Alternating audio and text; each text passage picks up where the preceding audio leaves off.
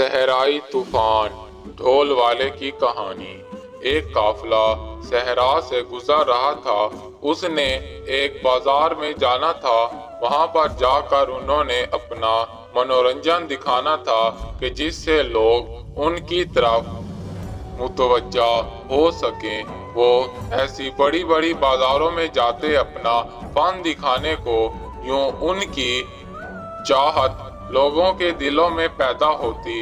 اسی طرح وہ ایک بار بازار میں گئے، وہاں پر لوگوں کا منورنجن کر رہے تھے کہ اسی میں ایک ڈھول والے سے غلطی ہوئی کہ اس کا ڈھول پھٹ گیا۔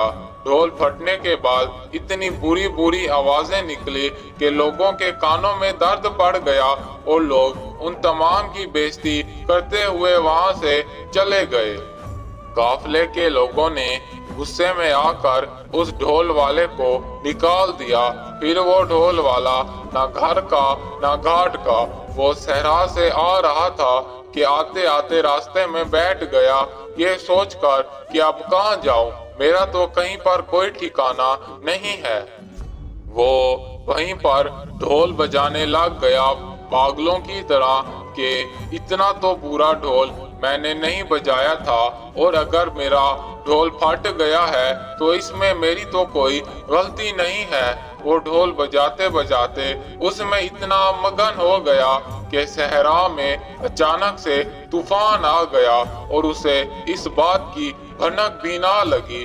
طوفان اس ڈھول والے کو اپنے سنگ لے گیا اور وہ ڈھول والا بے ہوش ہو کر ریت کے نیچے دھسا ہوا تھا۔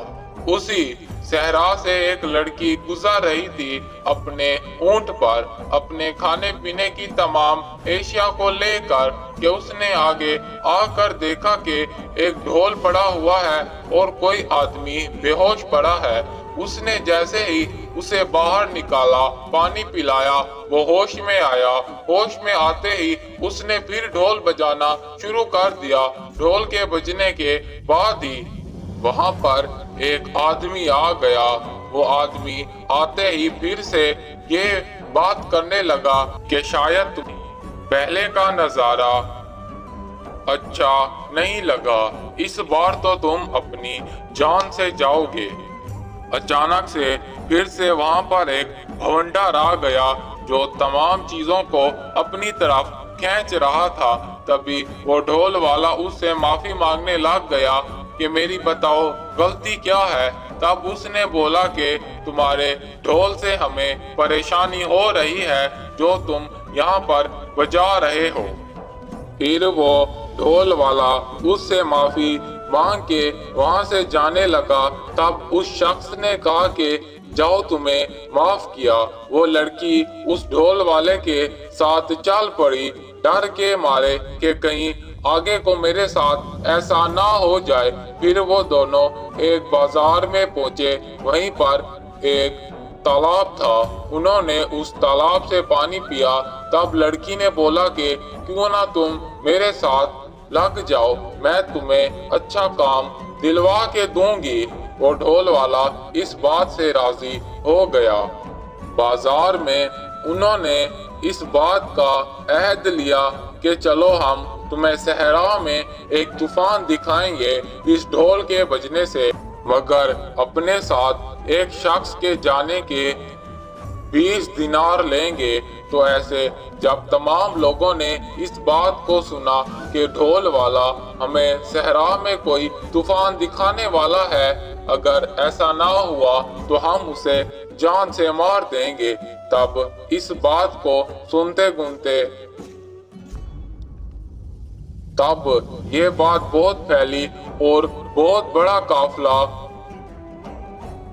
اس ڈھول والے کے سنگ چل دیا، اور اس قافلے میں وہ لوگ بھی شمار تھے جنہوں نے ڈھول والے کو اپنے قافلے سے نکال دیا۔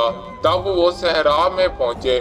صحرا میں پہنچتے ہی اس ڈھول والے نے ڈھول بجایا تو پھر وہیں پر ایک اور بھونڈار آ گیا۔ لوگ اسے دیکھ کر بہت خوش ہو رہے تھے، ہنس رہے تھے، مسکرا رہے تھے۔ پھر ڈھول والے نے ڈھول بند کر دیا اور وہ طوفان وہیں سے اچانک غائب ہو گیا۔